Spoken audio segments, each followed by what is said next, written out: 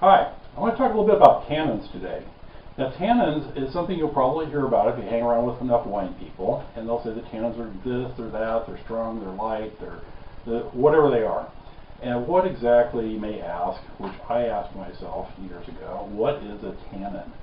It's it's a nebulous thing, and you feel kind of stupid asking it sometimes, so I want to tell you. If you already know, great. If you don't know, that's great too.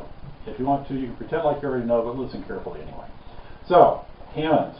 This goes back to tannic acid, which is, you'll find that in regular black tea, or your Lipton tea if you're in the U.S., that type of thing. Most of the teas, the common teas that are not specifically flavored or whatever, those are based on the same type of tea leaf, and they all have tannins in them.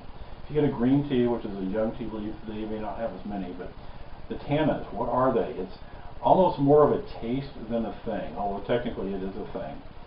If you make some tea that's really, really strong, or sometimes sun tea, if you make that, you leave it out too long, you have the tea bags just kind of floating in there for a couple days, or you make it and you put it in the refrigerator and it goes to the back and you forget about it, and it goes from this full down to that full, and you taste it, it's got that almost metallic, really kind of gritty, not so good taste. What you're tasting there is tannins. It's like a really strong tea flavor. Now, when you drink it in wine, and I have my obligatory wine here, you're going to find that the tannins sometimes will be a little bit too strong for you. Sometimes you won't notice them at all. Ideally, they're soft and smooth and blend right in. Kind of make up one part of the overall picture or taste of the wine. So, what you're going to find is you drink them, you can't smell them, but when you drink them, you will probably taste them. A good example I like is it's kind of sometimes that little bit of a gritty feeling, and there's nothing in there. There's nothing. You looked at the wine already and see there's nothing strange floating in there, and yet it feels kind of like you got some sand in your mouth. That can be a strong tannin. You'll find almost all reds will have tannins, and kind of the way I differentiate them is, in terms of their strength, is does it feel like, when you rub your tongue on your mouth, kind of back and forth on top of it, does it feel like sandpaper, and is it really coarse sandpaper, or is it really fine sandpaper? Those are some of the ways I kind of use to distinguish the amount of tannins and the quality of them. And by quality, I don't mean good or bad. I mean whether it's this type or that type of tannin, and where it comes from, and so forth. Okay, now, speaking of which, where does it come from? Well, tannins, the primary source of them is the grape skins, the skin of the grape, and the stems, or the seeds, or both. So you can get it from the skin, the seeds, and the stems. And these, if you're getting it from the grape skins, the outside, the grape peel, I guess is the other way to say that, then it's for sure going to be a red wine, because that's how red wines are fermented, with the skins on or left in. You smush the juice out of them, but you leave the skins.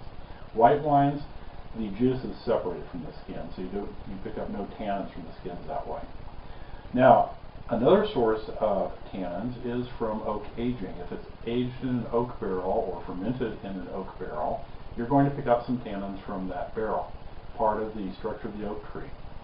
Now, why do we want tannins in there? This is actually kind of holds the wine together. It gives it what they call structure. If you didn't have tannins, the wine would taste not as good. You may think you don't like tannins, but try a wine without them and it's not going to be pleasant. So the tannins really are a necessary part of the wine to really give it structure and overall balance. Now, we've got to talk about balance too sometime. Not this time, but sometime soon. So tannins are a good thing. You just have to keep them in balance. If it's all you can taste is tannins, it's probably out of balance, or you haven't let that wine breathe enough. That does happen too. You're in such a hurry to drink it, you take the bottle, you pour it out, you just immediately start into it, and it's like, oh, this does not taste good. Give it a few minutes, let it breathe, give it a good swirl, and then let it wake up. That's what you want to do with any wine anyway.